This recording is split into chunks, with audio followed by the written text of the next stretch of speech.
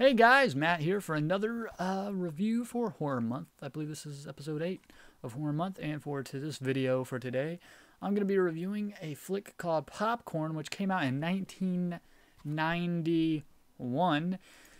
Even though it came out in 1991, it just feels like an 80s slasher through and through. It feels like an 80s movie. It's a great movie. I'm just telling you right off the bat to go ahead and check it out. Get it if you can. Popcorn. Like I said, it came out in 1991. It was written and partially directed by a guy called Alan Ormsby, who also wrote Short and Shouldn't Play with Dead Things, Deranged, which is another movie I like based on Ed Gein, and Dead of Night. And I say partially directed. It was all written by him, but partially directed because he had a little spat with our buddy Bob Clark and got fired or replaced by this other guy who went on to direct it, who was an actor in Porky's. So yeah. But anyway, the movie is basically about Maggie, a film student at a university who continuously wakes up with bad dreams, one after another, involving some bearded wacko who does not look like me, which she records on tape. She records the dreams on the tape because she's a screenwriter and thinks it would make a good movie. Yep, she records them to help come up with her screenplay. Her film teacher and fellow peers have organized an all-night film festival at an old theater, which is a cool old theater, which will be featuring old B-horror movies with the use of some interactive gimmicks in the hope of raising enough money to support the film department because the university cut their funds, probably to give them to some sports like football, evil football. While setting everything up, they stumble across an old film known as The Possessor, and learn from their teacher about its macabre past. This startles Maggie as the images in the film are the same ones in her dreams. When the fun starts and the movies roll, Maggie is sure that the supposedly dead star director of The Possessor, Leonard Gates, is wandering the theater killing people, which might be the case.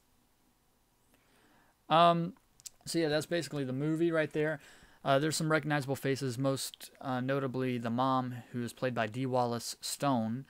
But yeah, this is a pretty cool movie. There's definitely some inventive kills, and the movies within movies, the B movies that they show at this horror-thon, are pretty cool and interactive movies. Like they were saying, like they took it to the old school. They're showing 40s and 50s B movies.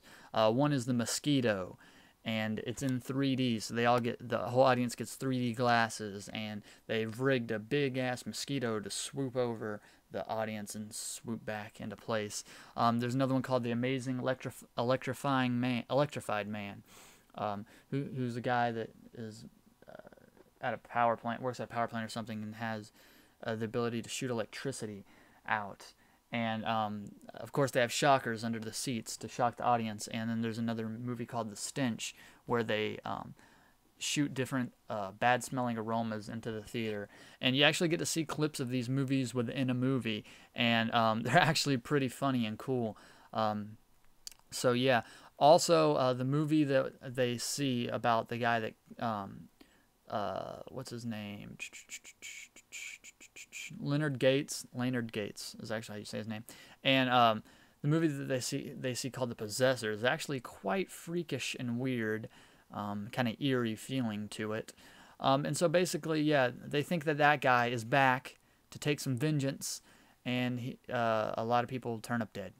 There's some inventive kills that use the props that they use to support the movies. Like one guy gets impaled by the giant mosquito stinger, and one guy gets electrocuted from the Amazing Electrified Man gimmick. And so yeah, and also the killer in this is quite awesome because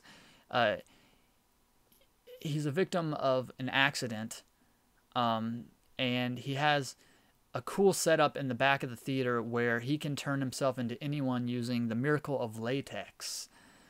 So he can just be anybody. So, I mean, he usually takes the face of the victim that he killed to get to his next victim because they're all friends. And his end product, what he looks on like without the mask is awesome. The effects for that is awesome. When he's given this, when he finally catches the main girl and he's like talking and stuff, he has like a half face of an actor, but it's not attached to the side, so his ears and the side of his face is flopping around. They're really cool special effects in this. There's not too much blood in it or anything until the very end. What else can I say about this? Totally good movie. It's definitely one of my top 90s horror movies, along with Brain Scan and some other movies that are out there. But it definitely feels like an 80s slasher. There's a bunch of cheesy moments, like most of the comedy things that they try to pull off in this movie are just like this one guy like always hits his head or falls over or acts clumsy. So it's not that funny, but the theater and the atmosphere and the setting and most of the kills are pretty dang cool, and it makes for a cool popcorn flick, if you will. So that's been my review of the 1991 film Popcorn. Definitely recommended. Final rating is 8 out of 10. Hope you've been liking these horror month videos thus far. As always, comment, rate, subscribe, do what you do, and I'll see you when I see you.